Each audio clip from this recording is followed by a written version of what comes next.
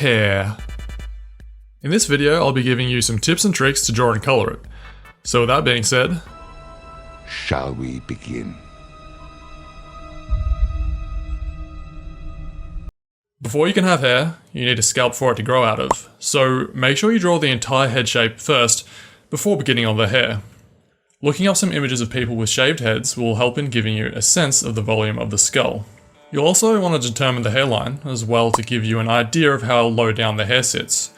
Just like with drawing the skull, you can look up some images of people with shaved heads to learn how the hairline looks. It varies from person to person, but my go-to way of drawing it is like this. If you don't draw in the whole scalp and hairline, there's a possibility you'll end up with a serious case of missing brain, or a serious case of too much brain. When you have the hairline and scalp already laid out, you're going to have a much easier time and your head won't look weird. You may think you don't need to do this at first. You may think that you're good enough to jump straight into drawing the hair, but I got a news flash for you. You aren't. Or maybe you are, I don't know. Next up is hair sections and points of origin. To make drawing the hair a slightly less daunting task, you can break it up into sections depending on the length and style. The most common way of doing this is breaking it up into front, sides, and back. Doing this allows you to break the hair down into its most basic building block shapes, before moving on to adding in the details.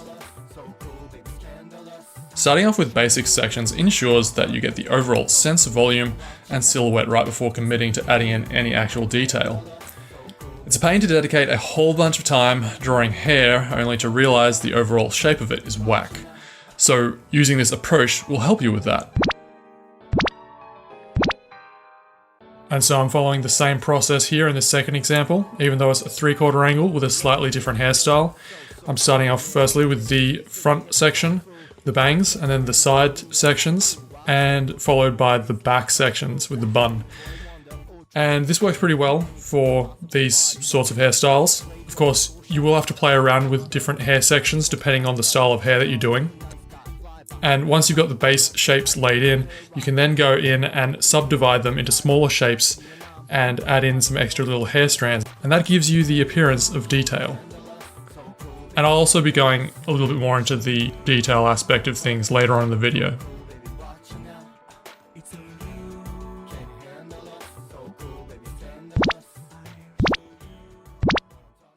Points of origin refer to where the direction of the hair originated from. This could be, for example, a part in the hair, or it could be the crown of the head. Establishing this point, or multiple points, because there can be more than one, will help you in determining in which direction the hair will flow. If you don't do this, your hair's going to look pretty unnatural.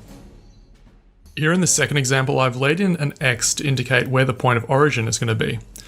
From there, I can determine how the hair will flow outward from this point.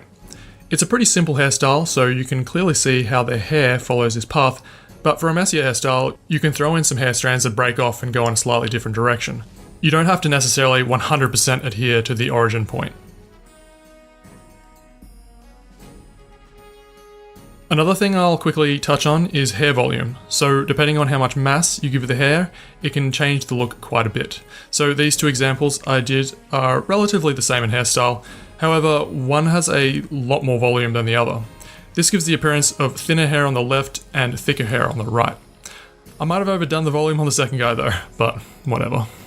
Let's start off imagining the hair as a sheet of paper. Then what we can do is cut that piece of paper up into parts. Notice that the size varies between the sections. I'm not going to cut everything evenly because hair naturally tends to consist of big, medium and small shapes. If you draw all the sections the exact same length and size, it won't look natural. Okay, good. Now, next we can make that piece of paper a bit rounder and thicker. We'll then cut out another section and add in some new pointy hair strands. It's starting to look a little bit more hair-like, but there's still some more that can be done.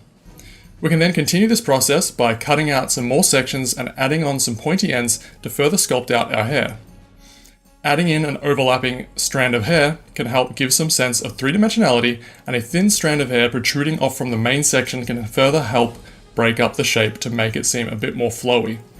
And finally, adding in some stronger line weight in the corners and points of contact will make things a bit more visually interesting. Lastly, you can leave some gaps between lines to make it look a little bit more subtle. So if I just copy and paste this now, you can see that it looks pretty decent.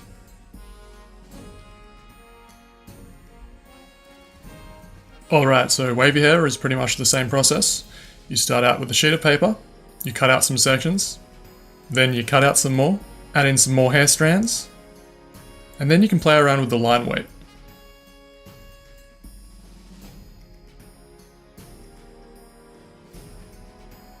Let's do another example now, except instead of being a flat sheet of paper, it's going to be folded over. Then you can cut out some sections again, remembering those big, medium, and small shapes. Add some extra hair strands, and you'll have some hair that's folding over itself. For curly hair, it helps to think of it as a ribbon. You can then follow the same process of cutting out and adding in shapes. An easy way to draw curly hair is to start off with 3 diagonal rectangles, or however many you want really. Then you connect those rectangles. Next, you can round them off a bit, and you cut out some pieces, and then you add in some hair strands. With especially curly and textured hair, I find it very useful to lay out the overall silhouette first, before then breaking up the hair into smaller chunks. We'll ditch the ribbons and paper and think more in terms of rounded, fluffy cylinder shapes. With hair, you always want to be thinking in terms of volume, but this is especially true for this type of hair. You can think of it more as a whole bunch of nice, fluffy clouds, and then you can add in some squiggly lines as a final touch.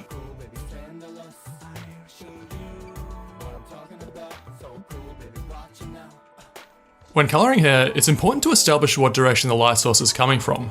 In most cases, it's going to be coming from above the person, so that's usually my go-to way of laying in light and shadow. The top of the hair will receive the most light, and the bottom will receive the least. By laying in your shadow and light side, you very quickly establish the lighting setup as well as making the hair appear as a 3D mass. Once you've done this, you can then move on to adding in the finer details, such as ambient occlusion, highlights, and secondary light sources.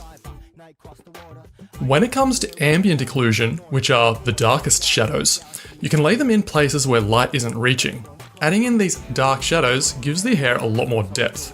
It'll be up to you to decide how far you want to take things as far as detail. Sometimes all you need for some nicely coloured hair are some simple shadows and highlights. But if you do choose the more detail-heavy options, remember to follow the direction of the hair with your brush strokes so that your hair flows nicely and doesn't get all messy with hairs going in every direction possible. But with that being said, also feel free to add the occasional extra hair strand that's breaking away from the main chunk to give some more energy and detail to the overall shape of the hair. When shading hair, a way to add detail without too much effort is following the contour of the hair as you shade it in. You can see how it adds a lot more visual interest than if I was to simply fill in the hair with the bucket tool. The colours you choose should preferably have a decent amount of contrast from one another. I tend to have my shadows be more saturated than my lighter colours. Going back to the idea of treating hair as ribbons, this not only helps us to draw hair, but also to colour it. You're going to get these bands of light that travel across the hair strands.